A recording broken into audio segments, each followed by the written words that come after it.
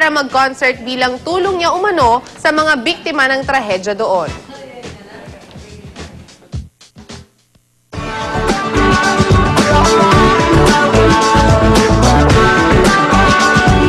Makakaranas po ng maulat na papawirin na may kalat-kalat na pag-ulan sa extreme northern Luzon.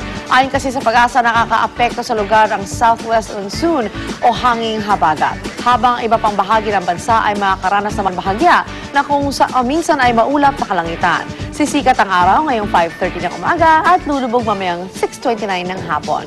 I-check naman natin ang lagay ng panahon sa iba't ibang dako ng Pilipinas.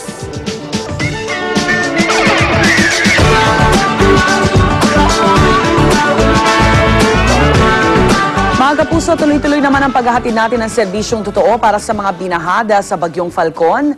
At nasa Barangay Nangka, Marikina po tayo ngayong umaga para sa isang medical mission. Kasama natin doon, yes, Mother Sus? Yan ay para ma-check kung naglipanan na roon ng mga sakit tuwing tag-ulan, gaya ng ubo, sipon at ang nakamamatay na leptospirosis. Kahapon sa Valenzuela, marami na. Kaya andyan si Monica para tingnan natin kung ano na ang lagay ng ating mga kababayan dyan. Mons?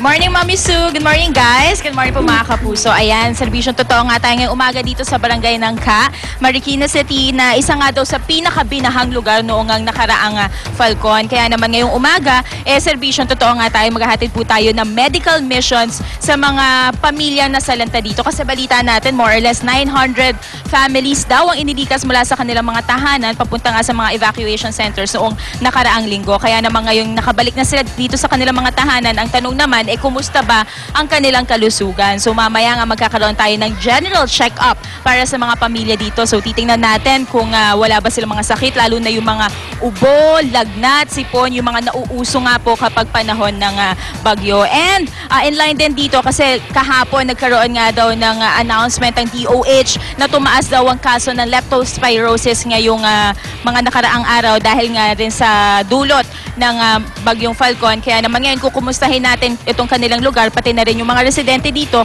kung pati ba sila ay naapektuhan. Kaya mga kapuso, tutok lamang po lahat po yan ating pag-uusapan dito sa ating tuloy-tuloy na serbisyong totoo. Dito po yan sa Barangay Nangka, Marikina City. Balik tayo studio.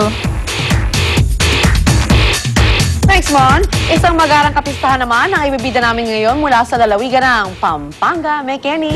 At yan ang Apong Iru Fluvial Festival sa Apalit, Pampanga, kung saan tampok ang mga bonggang pagoda para sa kanilang patron na si San Pedro. Kaya eto at pakipiesta na tayo doon kasama sina Parang Drew at si Arn Arn. Good morning, guys!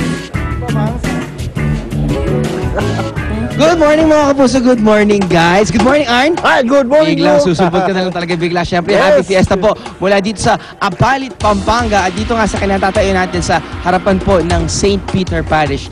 Dito nakatayo ang Nara, isang malaking Nara tree. At doon po nakuha ang pangalan ng Apalit. Yun, Apalit pala sa Pampanga yung Nara. Correct. Now, June 28 to 30 naman po ang celebration po ng Apong Iru. Apong Iru. Explain natin yan. Mamaya tanghali, mga kapuso, ay uumpisa na nila ang prosesyon para kay Apong Iru.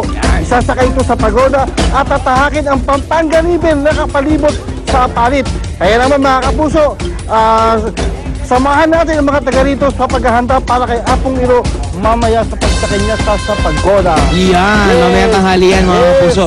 Kaya nga, ang kapampangan term ni St. Peter ay si Apong Iru. Kaya samahan niyo pa kami makifesta dito sa Apalit, Pampanga. Mamaya lang. Balik muna tayo sa studio.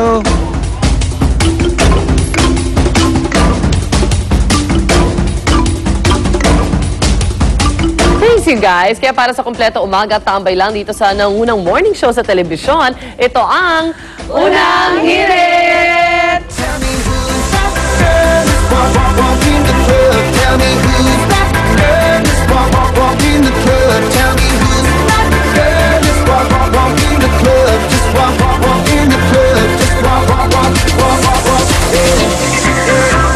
Mas masarap ang inyong gising kasama ang Unang Hirit at Maggie Magic Sabaw.